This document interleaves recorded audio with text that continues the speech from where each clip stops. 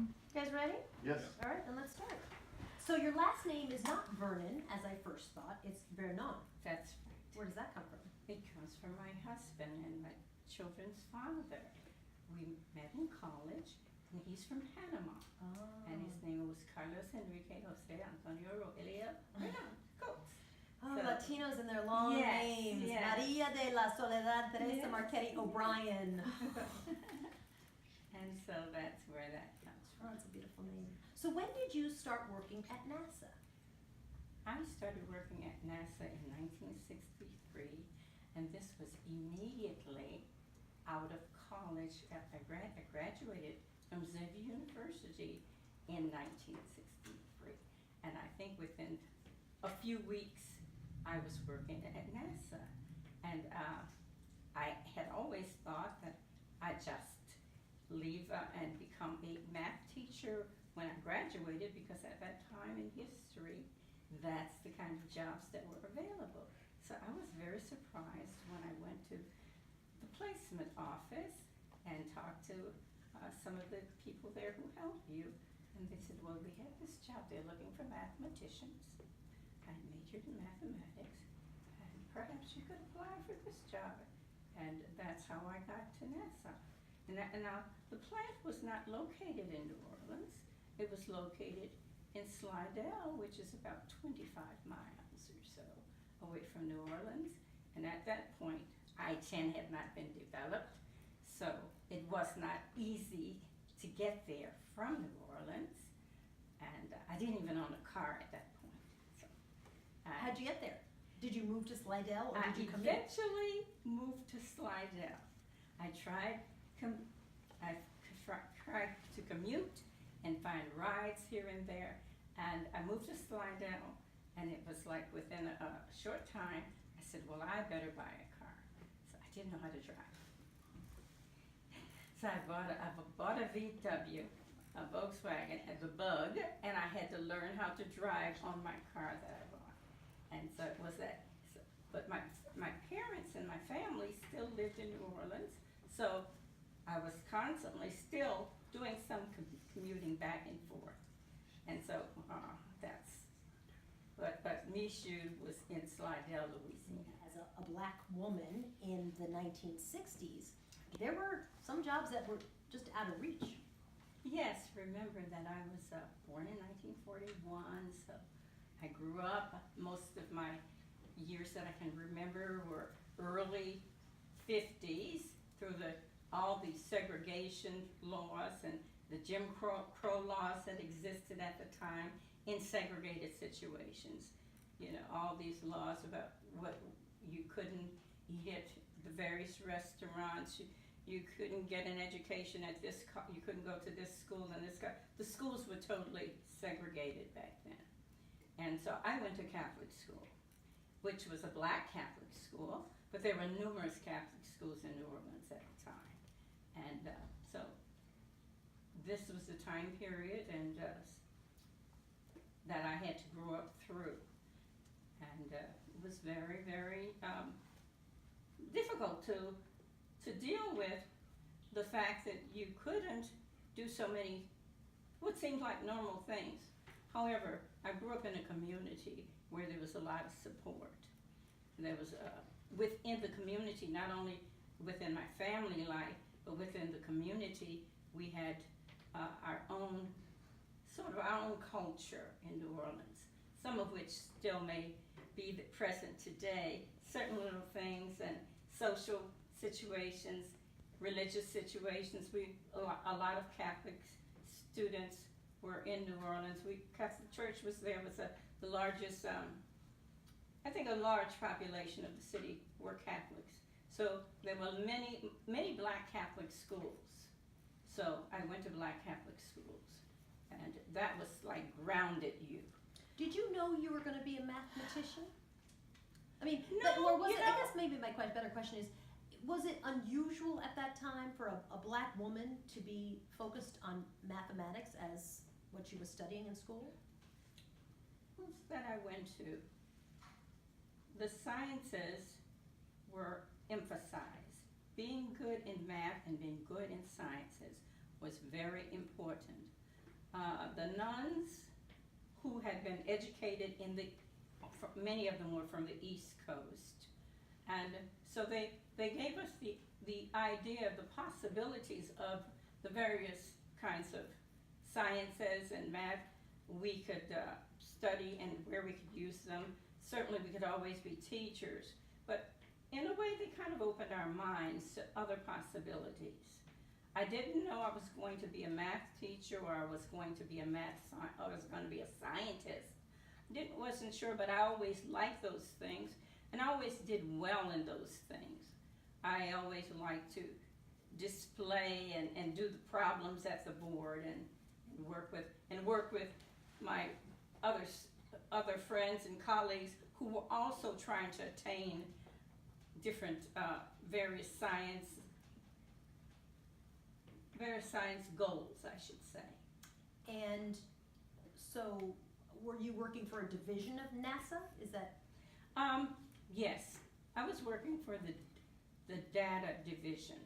The plant that we worked at Michoud in Soledad, Louisiana, was the data division, and there, remember, computers at that time, this is 1963, so the computers were the big IBM machines. And we had to put punch cards into the computers in order to run them. They weren't the little machines that we use today. And that's all they did at that center.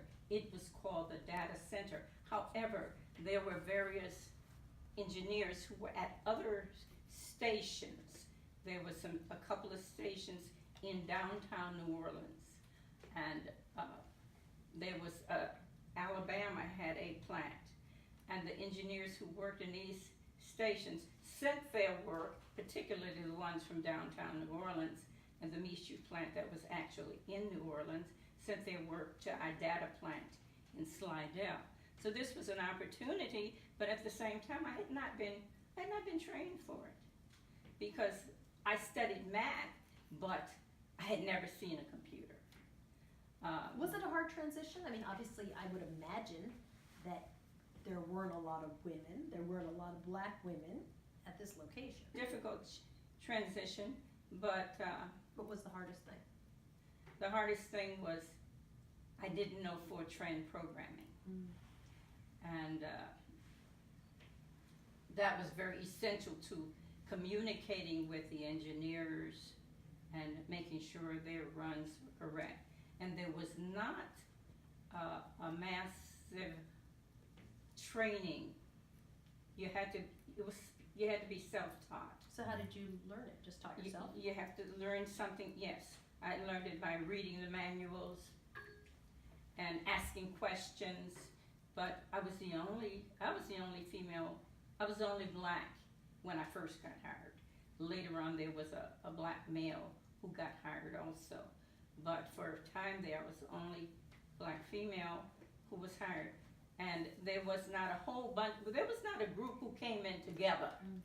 There was a group who I found already there, but they were all white and a few women. There were not a lot of women. Was it lonely? I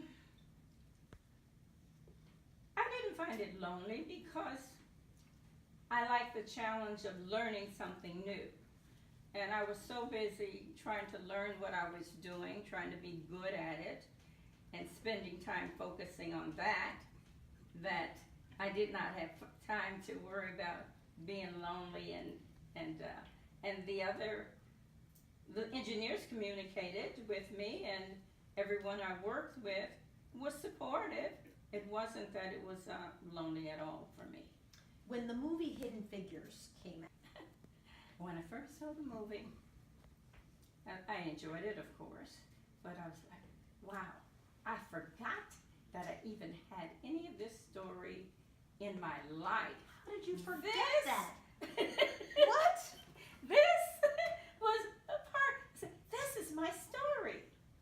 There are three ladies here, and almost everything, especially in the beginning of the movie, was so similar to what I had gone through. I mean, having to travel from a distance because you couldn't find a place to live immediately where you worked because of your race. This was my story. And I'm like, okay, and then you had to learn all this new material. You had not been, to be trained as a mathematician is not to be trained as it's not the same as being trained in computers, in computer languages. So, yeah, when I saw the movie, I was like, wow. And it just brought back all the memories of things that I had gone through. And at the end of the movie, I turned to my grandchildren when the credits were rolling. And I said, you know what? This is Grandma's story. This is what when I first had my first job in college, this is what it was like. I did the same thing as these ladies, particularly Dorothy Vaughan, who was working with the data and with the ladies who were also there to produce the data. Now, they had to actually do all the calculations. At the point when I entered NASA, we did have the computers, but we still had to make sure we understood the mathematics behind what we needed to do so these cards go through in order and go correctly. Then tell your daughter? My daughter overheard me telling the children that I had a job just like this. You never mentioned this to your daughter? No, I Not once? You know, I guess life gets busy and crazy. I guess. And your children don't really, it was not born, of course. I was directly out of college. I had not gotten married. Her father and I were pre-engaged, and he wasn't in New Orleans, and he was in graduate school, because graduate school was always important in our lives. And so my daughter overheard the conversation. And, when you're raising your children, certainly you're working, but I wasn't working there. And so her awareness of my work was that I was a math teacher.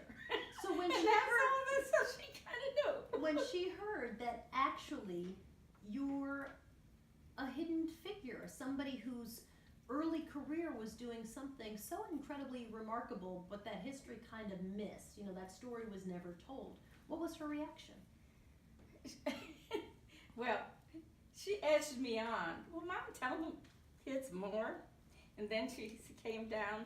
I live with them now, but I have a mother-in-law quarters, so she came down to my area and brought me a glass of wine and sat down and asked me, and we had this conversation in which she could get the real story. And so she was very surprised. And then she immediately wrote a little passage and put it on the internet. And all of a sudden, my cell phone starts bing, bing, bing, bing. I'm like, what's going on? Carla, what's going on? What's wrong with my phone? I says, I got all these things from this pants.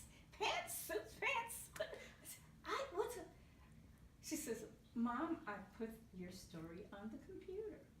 So she was just totally fascinated. She delved into it very quickly, and as she got information from me, she wrote up her first story was on the internet. And were you surprised that it?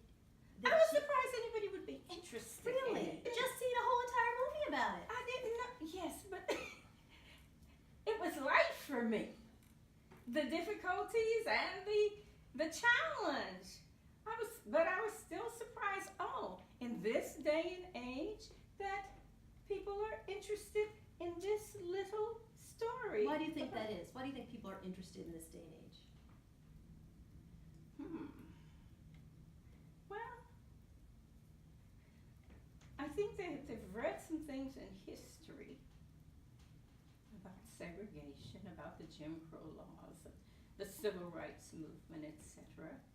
But to have someone who actually lived through it is still here today to tell the story and to just be so active and alert telling the story as if they're living it now. It wasn't so long ago. And it wasn't long ago for those of us who lived it.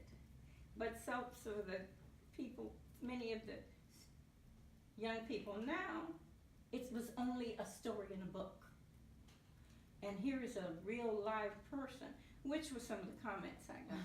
That you're real and alive. People wanted to touch you, like. Oh, they were so kind. I think I got over 100,000 hits, likes, maybe about 3,000 comments, which I diligently read and responded to just about each and every one of them. We call that going viral. You went viral. Yes. You became a. And that's why my phone was pinging. Oh. That is exactly why my phone started pinging, and so. So, do you think of your story as empowering to another generation of women? Yes, I do.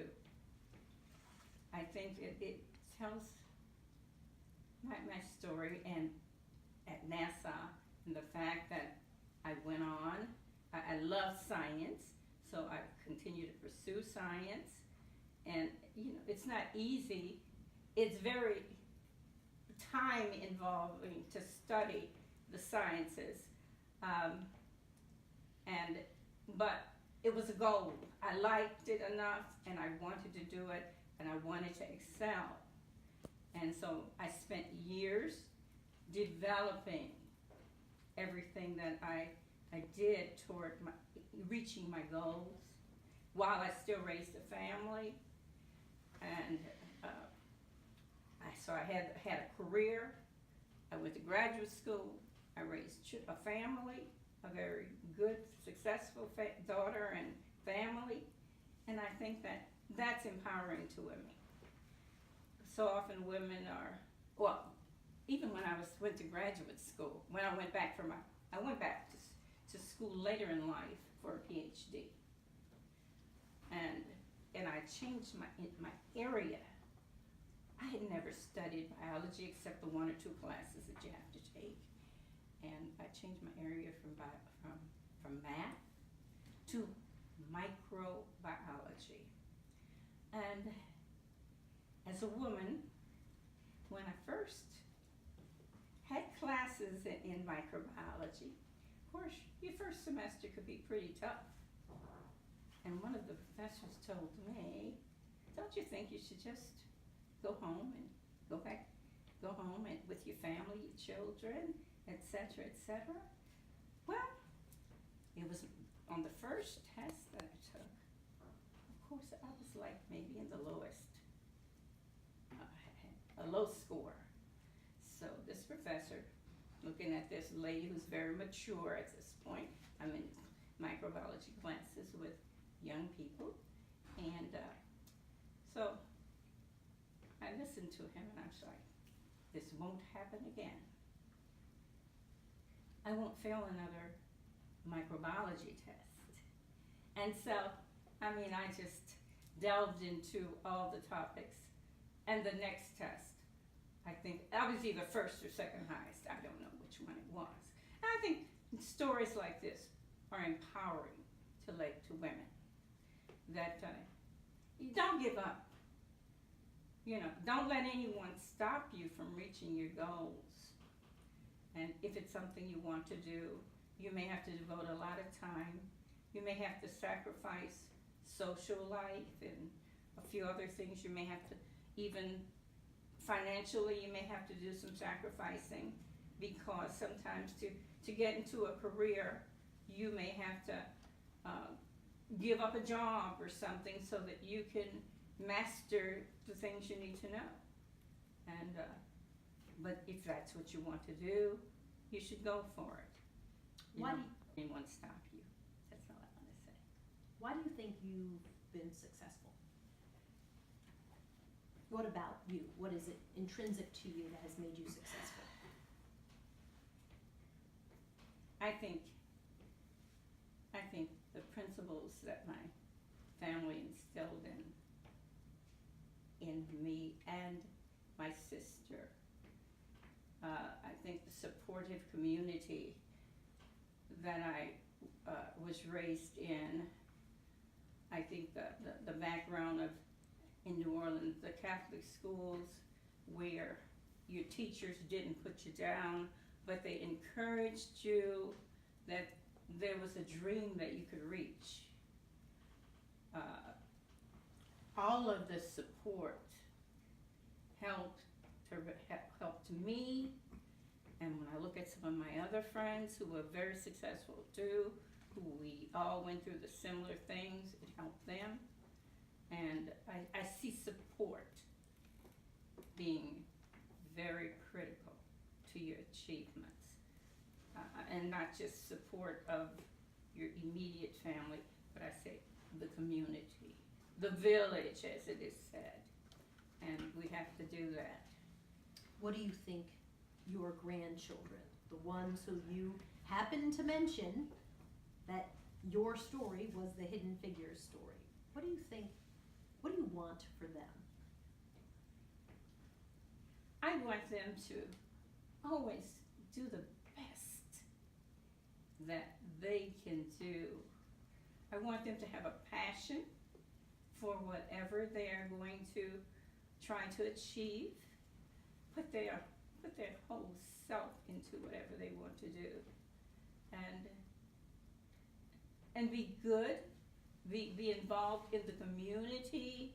Not only do things for themselves, but just as in my case, the community was important, and I still and then learned to give back to the community and to appreciate everything you can do. But you need to also learn to share it. Share your talents, share your knowledge. That's what I want for them.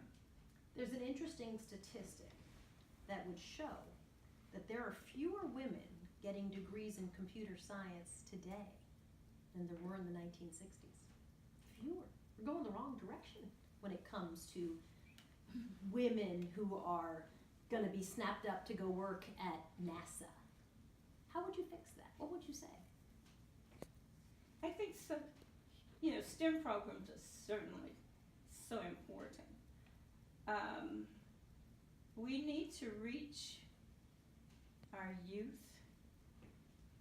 maybe in the lower middle school level, and we need to reach out and let them know the value.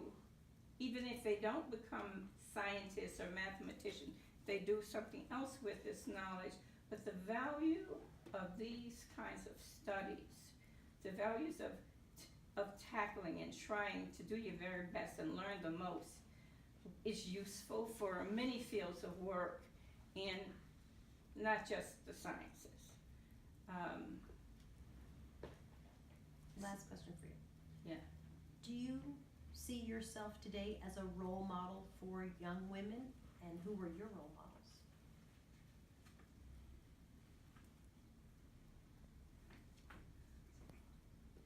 I think I stumped you. Oh my gosh. Well, I always try to be an example and a role model. I've always tried to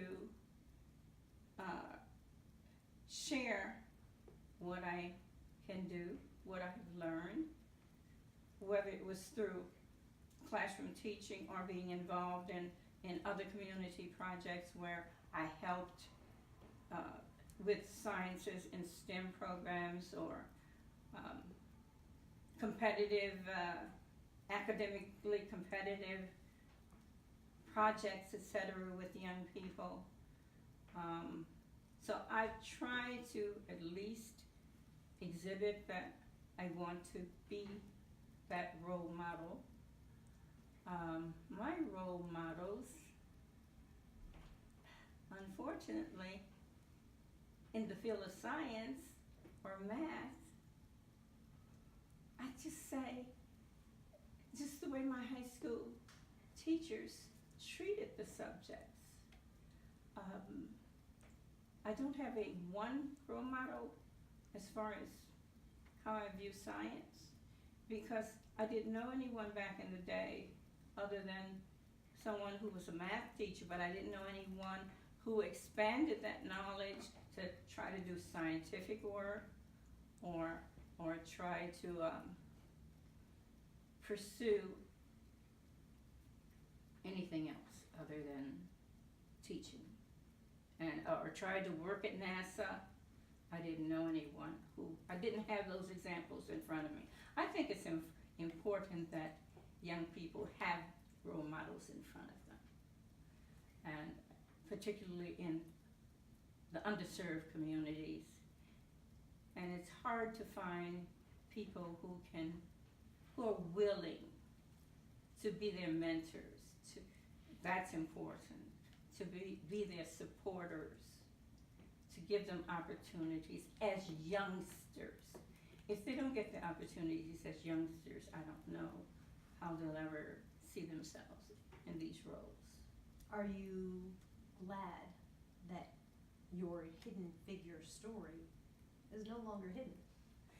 Yes, I am. Of course I am. Because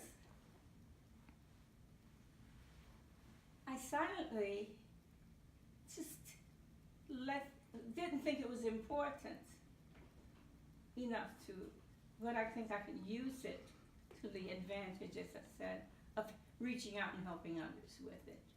But I didn't think it was an important story. I didn't think my story was a story until I see the interest in my story. And if I had not seen that through my daughter reaching out to make sure this story got exposed, I wouldn't. It would just be buried. And unfortunately, not enough stories like these are told, and I think there are a lot more around that could be told. Fantastic. That was fabulous. Thank you so much. Thank you. Thank you.